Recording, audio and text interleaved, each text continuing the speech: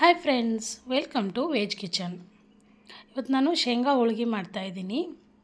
ಶೇಂಗಾ ಮತ್ತು ಎಳ್ಳು ಹೋಳಿಗೆ, ಇದು ಸಂಕ್ರಾಂತಿಗಾಗಿ ಸ್ಪೆಷಲಾಗಿ ಮಾಡ್ತಾರೆ. ನಾನು ಮಾಡಿದ್ದೇನೆ. ಹೇಗೆ ಮಾಡೋದಂತ ನೋಡೋಣ. ಫಸ್ಟ್ ಟೈಮ್ ಮಾಡೋರು ಮಾಡ್ಕೊಳ್ಬೋದು. ಶೇಂಗಾವನ್ನು ಹುರಿದು ಸಿಪ್ಪೆ ಎಲ್ಲ ತೆಗೆದು ಈ ಥರ ಕ್ಲೀನ್ ಮಾಡಿ ಇಟ್ಕೊಳ್ಬೇಕು. ಅದನ್ನು ಈ ಥರ ಮಿಕ್ಸಿ ಜಾರಿಗೆ ಹಾಕಿ ನುಣ್ಣಗೆ ರುಬ್ಕೊಳ್ಬೇಕು. ಆಮೇಲೆ ಎಳ್ಳನ್ನು ಕೂಡ ಚೆಂದ ಮಾಡಿ ಕ್ಲೀನ್ ಮಾಡಿ ಹುರ್ಕೊಂಡು ಇಟ್ಕೊಳ್ಬೇಕು. ಜಾಸ್ತಿ ಹೊತ್ತಿಸ್ಲಿಕ್ಕೆ ಹೋಗಬಾರ್ದು. ಹುರಿಬೇಕಾದ್ರೆ ಅದನ್ನು ಕೂಡ ಈ ಥರ ಪೌಡ್ರ್ ಮಾಡಿ ಮಿಕ್ಸ್ ಮಾಡಬೇಕು. ಎರಡೂ ಮಿಕ್ಸ್ ಮಾಡಿ ಹೋಳಿಗೆ ಮಾಡ್ತಾಯಿದ್ದೀನಿ. ನಾವು ಸಪ್ರೇಟಾಗಿ ಕೂಡ ಮಾಡ್ಕೊಳ್ಬೋದು, ಆದ್ರೂ ಅದರೊಟ್ಟಿಗೆ ಸ್ವಲ್ಪ ಶೇಂಗಾ ಮಿಕ್ಸ್ ಮಾಡಿ ಮಾಡ್ತಾರೆ. ಈಗ ನಾನು ನೋಡಿ ಅದಕ್ಕೆ ಬೆಲ್ಲ, ಇದಕ್ಕೊಂದು ಸ್ವಲ್ಪ ಬೆಲ್ಲ ಜಾಸ್ತಿನೇ ಹಾಕಬೇಕು.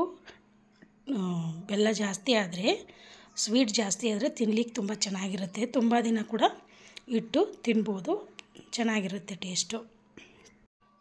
ಅದಕ್ಕೆ ಒಂದು 2-3 ಏಲಕ್ಕಿನ ಸುಲಿದು ಹಾಕಿ ಮಿಕ್ಸ್ ಮಾಡಿದ್ದೀನಿ. ಈಗ ಅದೆಲ್ಲ ಒಂದು ಸಲ ಕೈಯಿಂದ ಮಿಕ್ಸ್ ಮಾಡಿ ಆದಮೇಲೆ ಈ ಥರ ಮಿಕ್ಸಿ ಜಾರಿಗೆ ಹಾಕ್ಕೊಳ್ಬೇಕು ಮತ್ತೊಂದು ಸತಿ. ಅಂದರೆ ಬೆಲ್ಲ ಎಲ್ಲ ನೀಟಾಗಿ ಮಿಕ್ಸ್ ಆಗುತ್ತೆ ಅಂಥೇಳಿ ಈ ಥರ ಮಿಕ್ಸಿಗೆ ಹಾಕಿ ಆದಮೇಲೆ ಕೈಯಿಂದ ಈ ಥರ ಸ್ವಲ್ಪ ತಿಕ್ಕಿ ಮಿಕ್ಸ್ ಮಾಡ್ಕೊಳ್ಬೇಕು. ಯಾರೆಲ್ಲ ಹೊಸದಾಗಿ ನನ್ನ ಚಾನಲ್ ನೋಡ್ತಿದ್ದೀರೋ ದಯವಿಟ್ಟು ಸಬ್ಸ್ಕ್ರೈಬ್ ಮಾಡಿ. ಈ ರೆಸಿಪಿ ನಿಮ್ಗೆ ಇಷ್ಟ ಆದರೆ ಒಂದು ಲೈಕ್ ಕೂಡ ಕೊಡಿ. ಈಗ ಹಿಟ್ಟು ನಾದಿಟ್ಕೊಳ್ಳೋದು. ಫಸ್ಟ್ ಹೂರನ್ನ ರೆಡಿ ಮಾಡಿ ಇಟ್ಕೊಂಡಿದ್ದೇವೆ. ಈಗ ಹಿಟ್ಟು ನಾದಿಟ್ಕೊಳ್ತಾ ಇದ್ದೀನಿ. ನಮ್ಗೆ ಎಷ್ಟು ಬೇಕೋ ಅಷ್ಟು ನೋಡಿಕೊಂಡು ಗೋಧಿ ಹಿಟ್ಟು ತೊಗೊಂಡಿದ್ದೀನಿ. ಅದಕ್ಕೆ ಒಂದು ಸ್ವಲ್ಪ ಉಪ್ಪು ಹಾಕಿ ಸ್ವಲ್ಪನೇ ನೀರು ಹಾಕಿ ಇದನ್ನು ಈಗ ನಾದ್ಕೊಂಡು ಇಟ್ಕೊಳ್ಬೇಕು. ಸ್ವಲ್ಪ ಎಣ್ಣೆ ಹಚ್ಚಿ ನೀಟಾಗಿ ನಾದ್ಕೊಂಡು ನೋಡಿ ಇಷ್ಟು ಮೆತ್ತಗಿರಬೇಕಿದು. ಮತ್ತು ಮಾಡಬೇಕಾದ್ರೆ ಒಂದು 10 ನಿಮಿಷ ರೆಸ್ಟ್ ಮಾಡಿಸಿದ್ರೆ ಆಗುತ್ತೆ. ಚೆಂದ ನೆನೆದಿರುತ್ತೆ ಹಿಟ್ಟು. ಆಮೇಲೆ ಮತ್ತೆ ಒಂದು ಸತಿ ಮಿಜ್ಕೊಂಡು ಈ ಥರ ಸಣ್ಣದೊಂದು ಉಂಡೆ ತಗೊಂಡು ಸ್ವಲ್ಪ ಲಟ್ಟಿಸ್ಕೊಳ್ಬೇಕು. ಈ ಥರ ಲಟ್ಟಿಸಿ ಆದಮೇಲೆ ನಾವೇನು ಹೂರಣ ರೆಡಿ ಮಾಡಿ ಇಟ್ಕೊಂಡಿರ್ತೀವಲ್ವ, ಅದನ್ನು ಮಧ್ಯದಲ್ಲಿ ಈ ಥರ ಹಾಕ್ಕೊಂಡು ಈ ಥರ ದಂಡಿ ಎಲ್ಲವನ್ನು ಈ ಥರ ನೀಟಾಗಿ ಜೋಡಿಸ್ಕೊಳ್ಬೇಕು. ತುಂಬಲಿಕ್ಕೆ ಈಗ ನೋಡಿ ತುಂಬುವ ರೀತಿ ಬೇರೆ ಬೇರೆ ಇರುತ್ತೆ. ನಿಮಗೆ ಹೇಗೆ ತುಂಬಲಿಕ್ಕೆ ಬರುತ್ತೋ ಹಾಗೆ ತುಂಬ್ಕೊಳ್ಬೋದು. ನಾನು ಈ ರೀತಿ ತುಂಬಿದ್ದೀನಿ ನೋಡಿ. ಈ ಥರ ತುಂಬಿ ಆದಮೇಲೆ ಈ ಥರ ಗೋಲ್ ಮಾಡಿ ಮೇಲೆ ಹಿಟ್ಟು ಸ್ವಲ್ಪ ಜಾಸ್ತಿ ಬರುತ್ತಲ್ಲೋ ಅದನ್ನೇ ತೆಗೆದುಬಿಡಬೇಕು. ತೆಗೆದು ಈ ಥರ ಒತ್ತಿ ಅದಕ್ಕೇ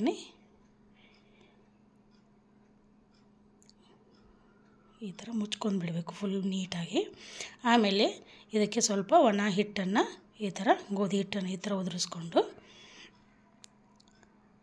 ನೀಟಾಗಿ ಲಟ್ಟಿಸ್ಕೊಳ್ಬೇಕು. ಇದಕ್ಕೆ ಜಾಸ್ತಿ ಭಾರ ಹಾಕಲಿಕ್ಕಿಲ್ಲ. ಲಟ್ಟಿಸುವಾಗ ಸ್ವಲ್ಪ ನೀಟಾಗಿ ಸಾವಕಾಶ ಈ ಥರ ಲಟ್ಟಿಸ್ಕೋಬೇಕು. ನೋಡಿ ಎಷ್ಟು ಚೆಂದ ನೀಟಾಗುತ್ತೆ, ಚೆನ್ನಾಗಾಗುತ್ತೆ. ಈ ಥರ ಫಸ್ಟ್ ಟೈಮ್ ಮಾಡೋರು ಕೂಡ ಮಾಡ್ಕೊಳ್ಬೋದು. ಯಾವುದೇ ರೀತಿ ಸಮಸ್ಯೆ ಆಗೋದಿಲ್ಲ, ಹರಿಯೋದಿಲ್ಲ. ನೋಡಿ ಈಗ ಹಂಚನ್ನು ಕಾಯಲಿಕ್ಕೆ ಇಟ್ಟಿದ್ವಿ ನೋಡಿ. ಈ ಥರ ಎರಡೂ ಸೈಡಲ್ಲಿ ಚೆಂದ ಮಾಡಿ ಬೇಯಿಸ್ಕೊಳ್ಬೇಕಷ್ಟೇ. ಮೀಡಿಯಮ್ ಸೈಜಲ್ಲಿ ಇಟ್ಕೊಂಡು ಜಾಸ್ತಿ ಹೊತ್ತಿಸ್ಲಿಕ್ಕೆ ಹೋಗಬಾರ್ದು. ನೋಡಿ ಎಷ್ಟು ಚೆಂದ ಉಬ್ಬಿ ಬರ್ತಾಯಿದೆ, ಚೆನ್ನಾಗಾಗಿದೆ ಹೋಳಿಗೆ ನೋಡಿ. ನೀವು ಒಂದು ಸತಿ ಈ ರೀತಿ ಮಾಡಿಕೊಂಡು ತಿಂದು ನೋಡಿ, ಟೇಸ್ಟ್ ಹೇಗಾಗಿತ್ತಂತ ನನಗೆ ಕಮೆಂಟ್ ಮೂಲಕ ತಿಳಿಸಿ. ಎಲ್ಲವನ್ನು ರೆಡಿ ಮಾಡಿ ಇಟ್ಕೊಂಡಿದ್ದೀನಿ. ತುಂಬ ಟೇಸ್ಟ್ ಆಗಿದೆ, ಚೆನ್ನಾಗಿದೆ. Thank you for watching.